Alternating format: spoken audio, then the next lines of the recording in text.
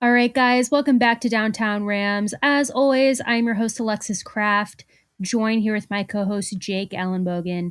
And guys, we are coming to you to preview our Rams matchup versus the New Orleans Saints in New Orleans this Sunday. And guys, let's be honest, it's been not a super fun time to be a Rams fan at the moment. Jake, you and I have had many discussions about this. The vibes are bad. The morale is very, very low. It is hard. It is hard to come off a game like our loss to Arizona, right? And be chipper about going to play the New Orleans Saints. It just is. It's not a fun time. We are going to preview the game. Jake, something else you and I talked about are these are two teams that in general are not very fun to watch right now. We're going to get to see them in the first slot of games on Sunday. So it's not a game people are writing home about. It's not a game that many people will be watching other than Rams or Saints fans. But Jake, I think this could be a game that the Rams start to maybe get some swing in their step again. Listen, I know it's not glamorous. I know it's a bad team, in the Saints, but that's kind of what the Rams need right now. And we're going to break that down and we're going to get into it. I mean, Jake, just to start this off, I'm going to run through the injury report real quick for both teams, which is not good for either team. But before I do that, I just want to say, guys, Rams are sitting at 3-6. It is very difficult, I know, as a fan to try and find the positives right now. And I'm not going to sit here and just start listing off like false positives, not to be cliche, because there is not any. But here's the thing, Jake, and I'll let you, before I get into the injury report, I'll let you comment on this. I think right now with the Rams, you and I both said our mindset right now watching this team has completely shifted. Speaking for myself, my mindset watching the Rams right now is what can we build off of? What is good for our future? Who is good for our future? Who is showing signs of promise and who is showing signs of regressing? That is kind of the position I think the Rams find themselves in right now, sitting at 3-6, being in the NFC West. It's not impossible, but it would be a very tough stretch of games. We'd have to pretty much win every single one of our games the rest of the season. And we would need like the Seahawks and the 49ers and other teams in the NFC West to start losing. So mathematically, it would be very challenging, guys, for the Rams to make the playoffs. So Jake, going forward, what is your mindset and your approach watching the Rams? What are you looking for? Yeah, I can definitely see looking forward. I think right now, being 3-6, I think you still have to hope that they have some sort of, shot at making the playoffs. So I think really I'm just hoping that they're able to get, some W's together. I mean, it sounds crazy and we're going to be really annoyed at the same time. It's like bittersweet, right? If they win the next two games, they beat the Saints, they beat the Chiefs, we're going to be sitting here like, well, why couldn't you have beaten Tampa and the Cardinals? I mean, we wouldn't be in this position if you guys took care of business. But I think any Rams fan will buy a win right now. I think they'll take it. It has not been the most glamorous season, like you said. And, it doesn't really help what we're doing as well. Content creators are definitely going to take the brunt of it because, obviously the more and more they continue to lose, the less interested, fans are going to be in the team. And so they're probably not going to want to, in their free time, take time out of their day to listen to a podcast talking about a team that has no chance to make the playoffs. So it helps us out. Obviously, no surprise there. It helps you guys out because I know there are people that literally go week in and week out and they live for this team. And I get it, but I will say this, I'm really hoping that they can string some wins together. I'm hoping that they finish, it's not about how you start, it's about how you finish. And obviously they lost the game last week and it was kind of embarrassing, but Alexis, I want to isolate that moment where they were able to get the ball to Van Jefferson in the back of the end zone. Van Jefferson, after the game, made it very clear that there was something going on mentally where he hasn't been on the field. It's been tough. He got emotional when he saw his father. We've seen him, meeting his father, like midfield after the game in those videos. it wasn't quite that emotional. So you can tell he's really going through it with this injury, coming back. And I mean, you think about it, Alexis, this poor guy comes back and the season's almost in doubt already. So, for him being it's like week 2 or week 3 for him, it's already week 11. And so now it's like a lot of pressure goes on a player when you're in that position. But just isolating that moment, I think you know where I'm going with this. Just getting any sort of positive momentum is really going to be helpful, moving forward. You have to win a lot of games. So I'll take any little bit of a win, even in a loss, that you can get. And hopefully they build off that. I agree. Well, let's get into the injury report before we start previewing this Rams versus Saints matchup. And we'll start with the Rams. So players, again, we're recording this on a Friday, per usual. So players that are officially out for Sunday are center Brian Allen and linebacker Traven Howard. Players that are questionable are Ashawn Robinson, who's been dealing with an illness, and quarterback John Wolford, who has a neck injury. He was listed as questionable today. Good news for Rams fans, Matthew Stafford is fully practicing and ready to go and will be playing on Sunday. We know that he was out last week with a concussion, so it's good news for us to see that he'll be playing. Speaking of the Saints injuries, now this is where it gets a little bit more expansive of a list. So players that will be out for the Saints on Sunday include defensive end Marcus Davenport, safety JT Gray, tackle James Hurst, running back Mark Ingram, defensive end Cameron Jordan, cornerback Marshawn Lattimore, and linebacker Pete Warner. Listed as questionable is guard Andrus Pete. And that concludes the Saints injury report. Now, they do have Jake, I believe, and I probably should pull this up because I don't want to butcher this.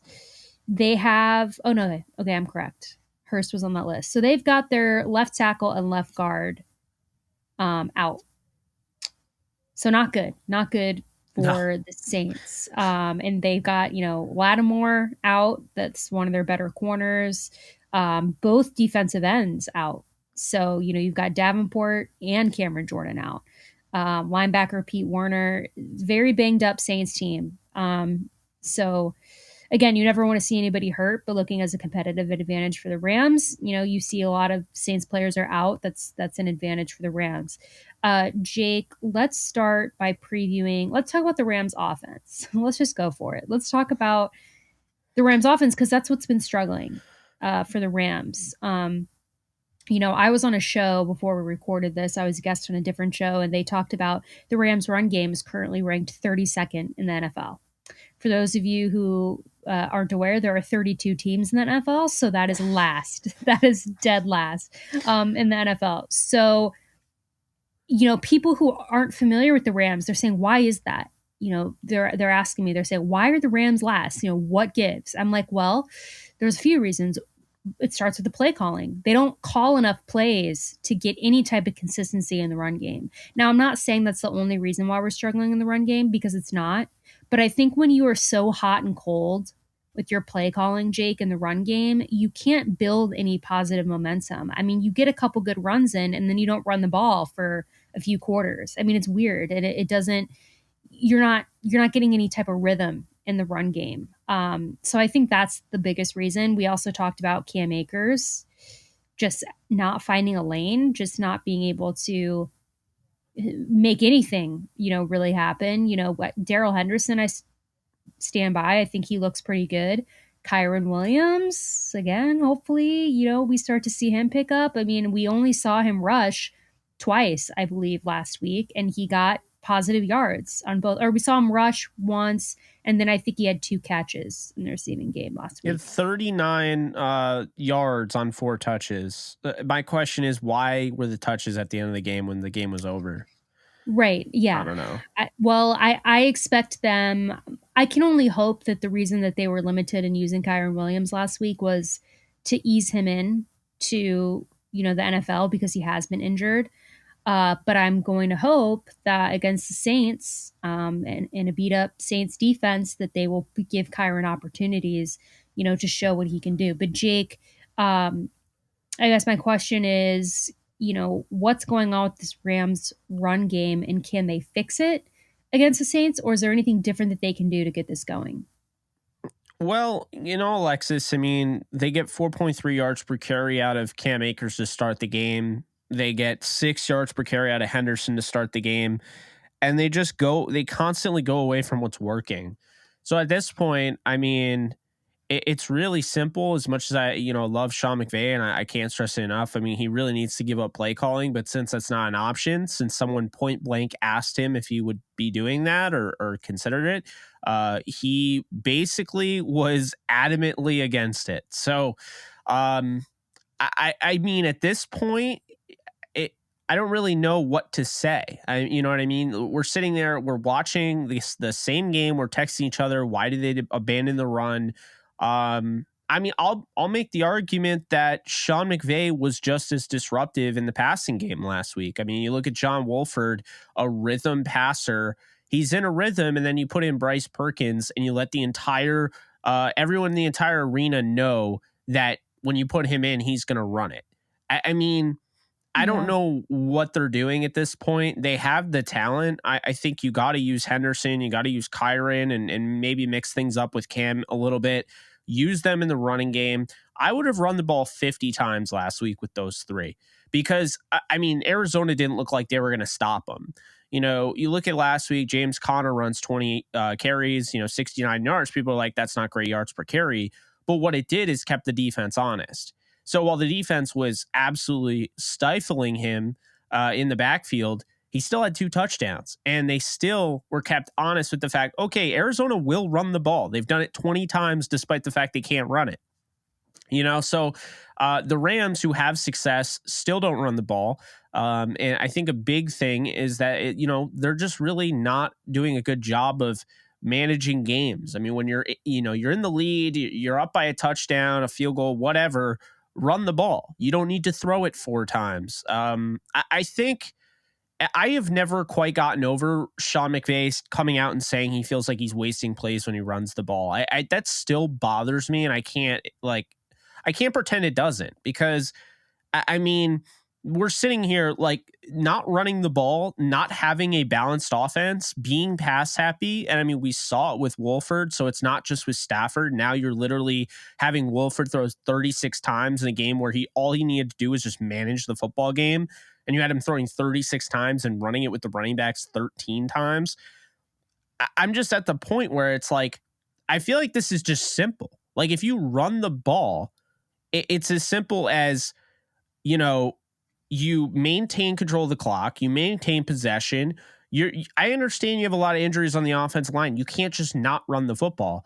I'll be honest with you. There is a serious change, philosophical change in the NFL, Alexis, if you haven't noticed, where we're in the passing era. And I know everyone keeps talking about that, but how many teams are now really selling out to run the football? Look at the Eagles.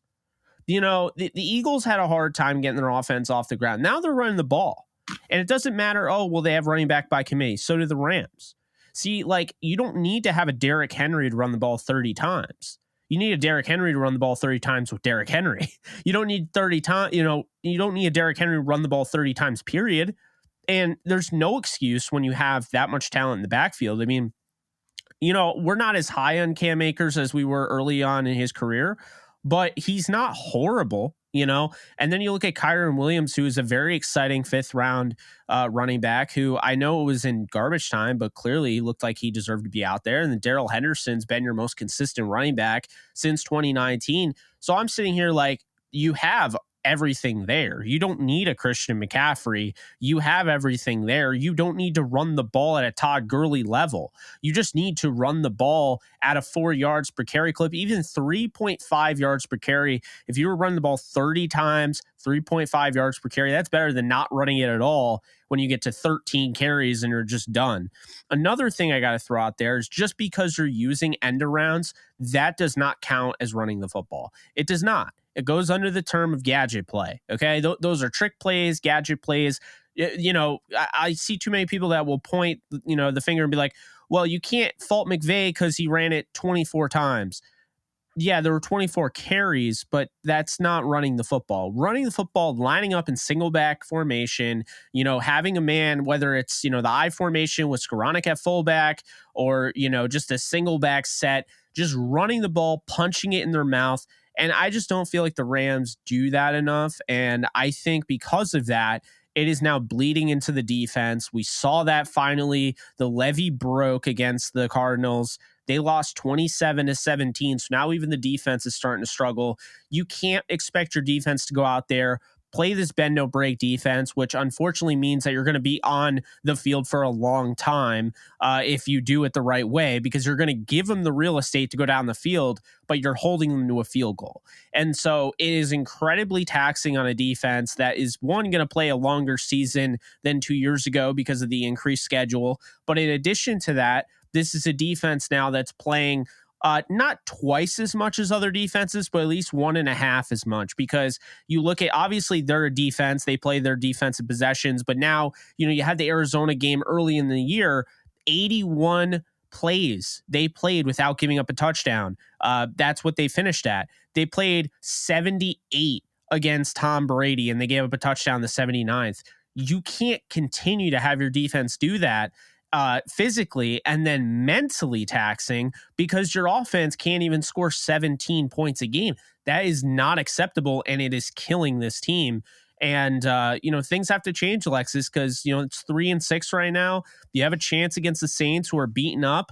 I see Pete Warner's on the injury report and he's not going to play. There you go. Run it right at the linebackers. Get to the second level. Pete Warner's a really good tackler. So now you get to that level, you have these guys that can, create yards after contact and slip tackles, all that. Take advantage, make things easier on Stafford.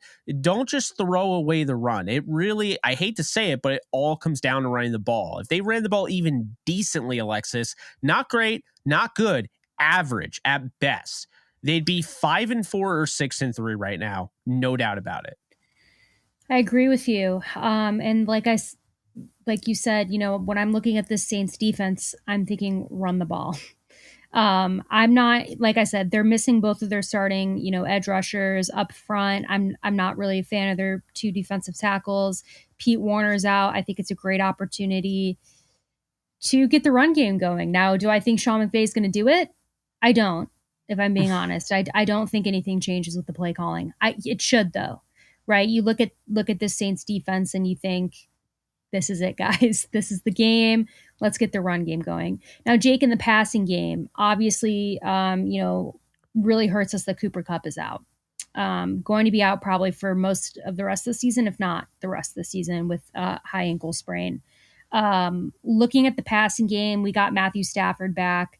Jake, what do you think the Rams need to maybe improve on in the passing game? Do they need to improve on anything? Like what is that going to look like in this game? Because in my opinion, I really want to start seeing more guys get an opportunity. Now they obviously will, because Kupp isn't in. This could be Allen Robinson's time to shine, right? This could be Ben Skoronek's time to shine. Two very different receivers. They both can. Van Jefferson is back. He talked about last week, mentally, you have to imagine, of course, a hold up there after not playing for so long. This is his second game back. What do you think that the passing game is going to look like this week, and getting these new guys involved now that Cooper Kupp is not an option? So I think the passing attack this week, they've kind of teased it's going to be a committee approach. Obviously, I think your starters are going to be Allen Robinson and Van Jefferson. But I think everyone's flocking to Allen Robinson, and I hope he gets, more run, right? But I got to tell you right now, we've seen it all year. Tyler Higbee and Matthew Stafford have a connection. And I think Higbee could be the number one guy that benefits from this. I never want to say benefits from an injury, but you get my point. I think he's going to be the guy that they kind of rely on, especially on the screens, which are a little gimmicky, but, he can run the routes. He can run the seam buster. He's a pretty good athlete. My only concern is that, he's been a little banged up. He's played that way, but you can see he's not he's not 100%. I mean, every time he gets up, he's kind of holding his arm or his leg or whatever. He just seems banged up right now. So I would definitely want to manage his workload ultimately. But on top of that, you got guys like Tutu Atwell and Lance McCutcheon, who I think also get opportunities with Cup out. I mean, this is a next man up league, and maybe a guy that, we're thinking could contribute. Maybe we're not thinking of like another guy that will contribute, right? I mean, when the going gets tough, you need other guys to step up. And so with the offensive line in shambles, you've had to have Tyen Secchi, step up at left tackle. And I thought he played pretty well last week, all things considered. You have him. You have Coleman Shelton at center. Left guard in this one, I think it's probably going to be Bobby Evans, if I'm being honest. Just because of all the injuries. I mean, Brian Allen is out. David Edwards was trying to come back this week. They're going to hold him out another week, see how it goes. And then, probably a Bushi at right guard, and then right tackle will be Havenstein. I just right now, I understand the offensive line's the way it is, but Sean McVay has to figure out more creative ways to get the guys, the ball. I mean, you got to get A-Rob involved. You got to get Van involved. You got to stretch this defense. I mean, the Saints can score. Let's be honest here. They've done that.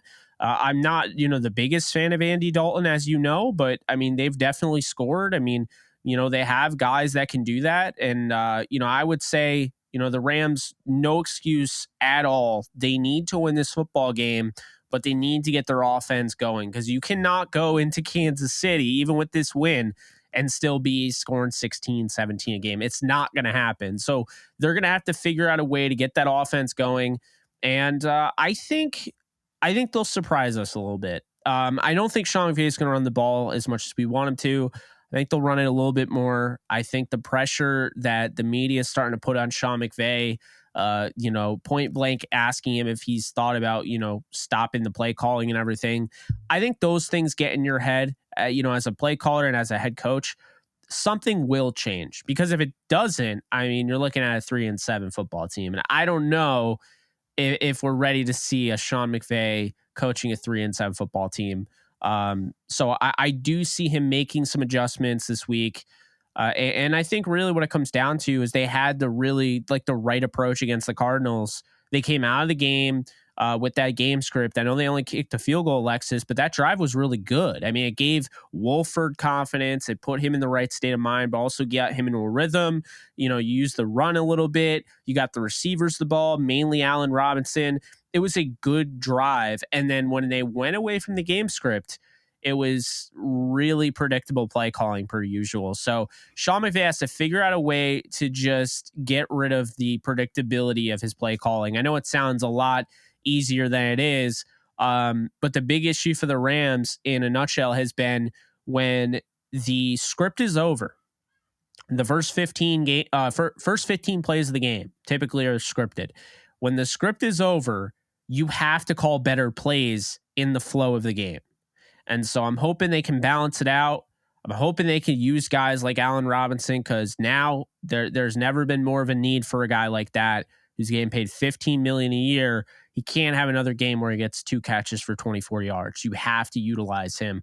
And Stafford is going to be forced to spread this ball around, because Cooper Kupp, like you said, is not going to play. So I do think that opens up. It's almost a blessing in disguise, if you will, that now Stafford can't just force to Cooper Kupp. And I don't even know if Stafford was. I kind of feel like Sean McVay was. I feel like kind of last year when he was designing plays for Woods to kind of get Kupp open, I kind of feel that same way this year. I felt like they were really using A-Rob and other guys to get Kupp open.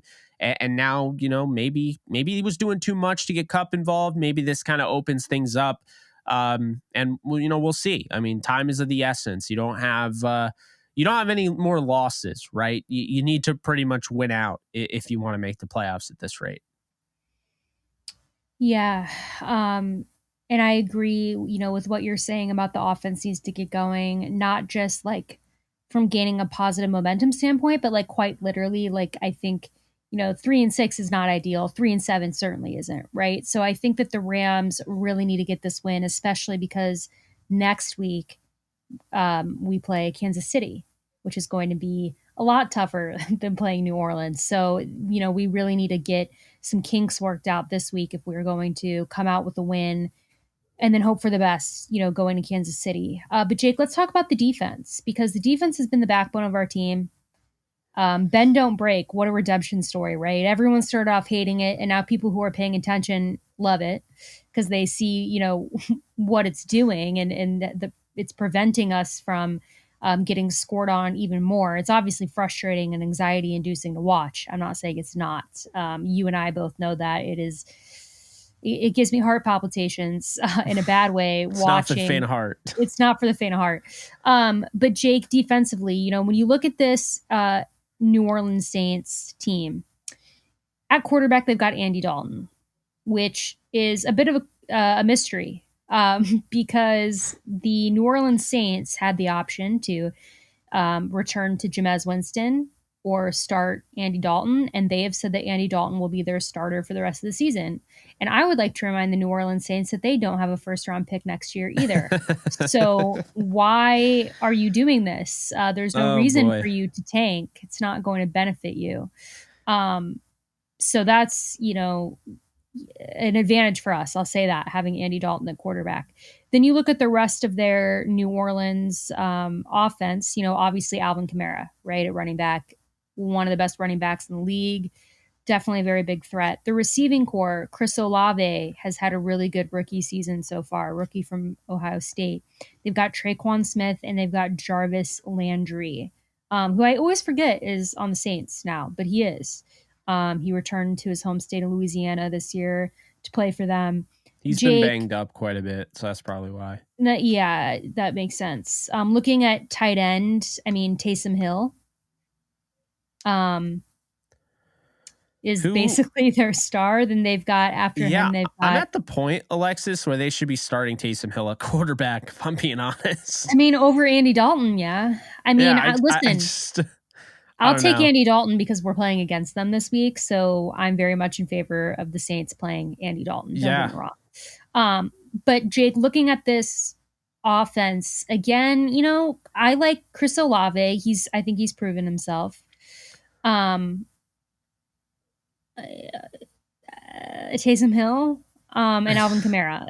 That's. I was like, that was a long pause, Alexis. Yeah, they're pretty. I was picturing Taysom Hill in my head, but for some reason I was blanking on his name, even though we were just talking about him. So I was like picturing like super athletic quarterback / tight end. What's his name? Taysom Hill and Alvin Kamara. So they've got some pieces on offense, Jake. What do you think our defense's approach should be to stopping this offense for New Orleans? Yeah, I key in on, Chris Olave is built into what they do in bend don't break, right? So their soft shell coverage is to basically disallow a Chris Olave to go over the top and beat you. Because that's the first thing that you worry about, that deep threat. But let's be honest here, Alvin Kamara, because Kamara is like going up against Christian McCaffrey. You have to worry about him as a runner. You have to worry about him as a receiver. And I don't feel like they use him all that well. Like, not like they used to. He had 5 touchdowns on Christmas night or whatever. Or I think it was actually Thanksgiving. But, I think it was last year, 2 years ago. Alvin Kamara is an elite talent. And, he could absolutely have his way with this defense if they don't tackle, because the thing is, he does make guys miss. He's slippery in space. He's the thing that can really beat the bend don't break as well, because if you just keep dumping it off to him, he just has to make a few guys miss. And then he has that speed to kind of break away. So does Olave, and Jarvis Landry is a guy that they're going to definitely count on in between the numbers, short, intermediate possession guy. Definitely Andy Dalton's going to want to get it to him. And then Rashid Shaheed is a name to look out for. This guy has been playing very well as of late. A special teamer, a guy that can help you in the return game. He can kill you in the return game if he's not on your team, though. And so I think he is kind of the X factor in this one because we already know about Kamara. We know about Taysom Hill. We know about Chris Olave and Jarvis Landry. But Rashid Shaheed, I've been watching, and, he's somebody, he can make one cut and he's gone, returning punts or kicks. So that's definitely a guy that you have to worry about. And lately, Juwan Johnson has emerged as the number one tight end for the Saints. You have to watch out for him in the red zone. They've been really targeting him when they get to the red area. Well, let's get into predictions. This, as you know, guys, always brings me anxiety to have to do this. I am feeling very unsure about this week because I just feel like the Rams are so hot and cold. Like they could really do anything. But Jake, I'm gonna give 3. I'm gonna start with a Kyren Williams touchdown, and that is me projecting. I know it is, but I'm trying to be optimistic, and I really want to think that the Rams are going to start to get some guys involved this week that maybe haven't been involved a lot this season. And I could see it in that one run Kyren had. Like, he's got the wiggle, he's got good acceleration. I could see him breaking free for a touchdown. I really could. Again, that's probably me projecting, but we're going to roll with it. We need some positivity. So I'm going to project that. I'm also going to, okay. So I think Matthew Stafford's coming back, and I think that Matthew Stafford has some things to prove, and I think he's going to do it. So I'm going to say a Matthew Stafford rushing touchdown, which has worked out for me making that bet recently. If you guys know, I did bet that on the game that he did that in Caesar Sportsbook. So I'm going to bet it again on here. I don't know if I'll bet it again on Caesars, but I'm going to say Matthew Stafford rushing touchdown. And then defensively, I'm going to say the Rams get 2+ interceptions this game. It's Andy Dalton. It's a good opportunity. I mean, you look at this season, Jake, all I can see burned in my memory is that Andy Dalton pick 6 against Arizona. Was it Marco Wilson who did the squirrel fly into the end zone? And there's the meme. Yeah. That's what I'm thinking of. Yeah. So I'm predicting a 2+ interception game from the Rams. Like I said, Andy Dalton's just not had a very good season, and I think the Rams have an opportunity to capitalize. What about you, Jake? Predictions are tough. If you guys haven't noticed, this was fun for us in the beginning of the season, and now it's like pain when we get to this segment. Like, the beginning of the season, we had so much life when we made these predictions, and now we're like, ugh, okay, fine.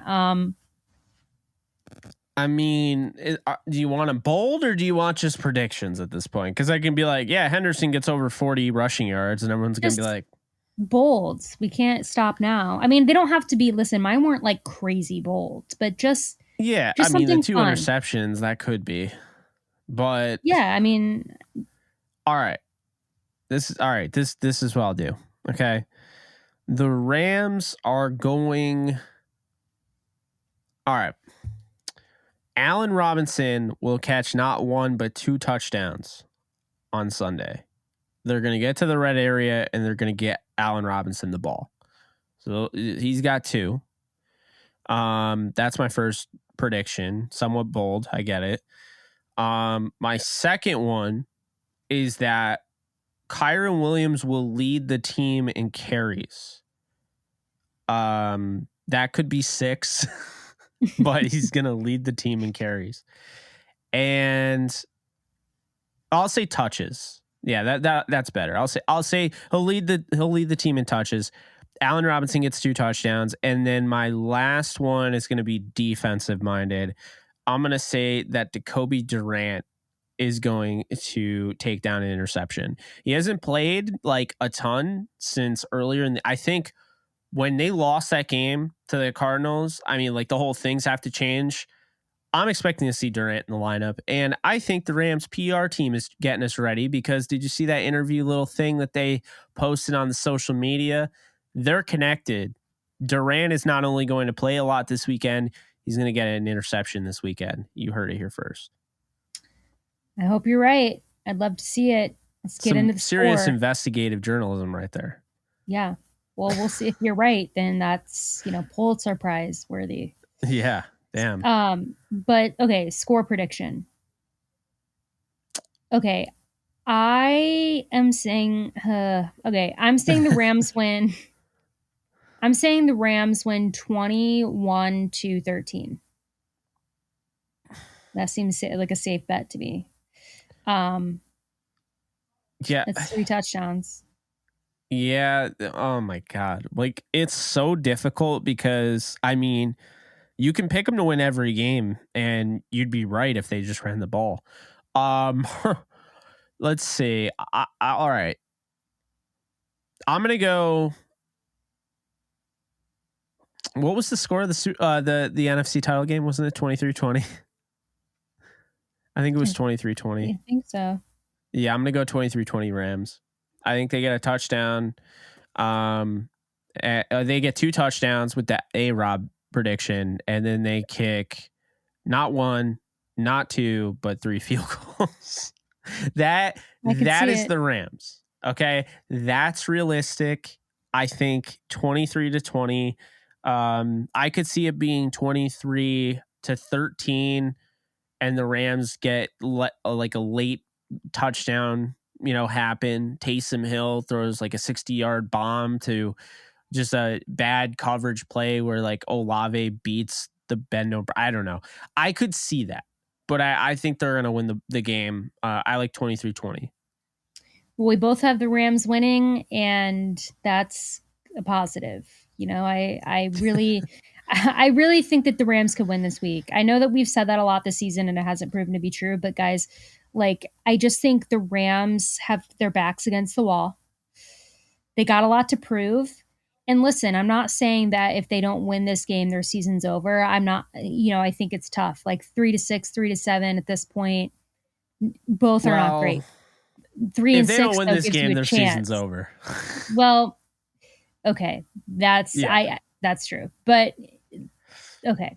Anyways, I feel good about this week. This Saints team is beat up. They've got Andy Dalton at quarterback, and I just like the Rams' chances. Listen, it doesn't have to be a flashy win. I just want to win. That's all that matters. And we'll see. But guys, as always, if you like what you hear, please like and subscribe. Please follow us on social media at Downtown Rams. You can follow me on Twitter at the Alexis Kraft. You can follow Jake at JK Bogan. And guys, we'll be back next week to recap the Rams versus Saints game. But until then, stay safe, take care, and go Rams. If you haven't joined Prize Picks yet, you need to do it this season. Prize Picks allows you to pick up to 5 player props, and it gives you the option to 10x your winnings. Look at this right now. Tom Brady right now, for a limited time only, is a free square because unless he gets hurt, he is going to be getting that 0.5. I'm going to select Tom Brady. I'm going to select Josh Allen going 275.5. Matthew Stafford going 265.5. We'll just throw Lamar Jackson in here, and let's just throw Justin Fields gets more than 191.5. So what you do here, you put more or less if you believe, Lamar Jackson gets less than that. And there you go, 10x your winnings if this pays out. You will actually get paid out even if you only hit 3 of them. You'll get 0.4 times your money back. You'll get 2 times. You'll double your money if you get at least 4 out of 5. Deposit today by using our promo code DTRAMS, and you'll get up to a $100 bonus match.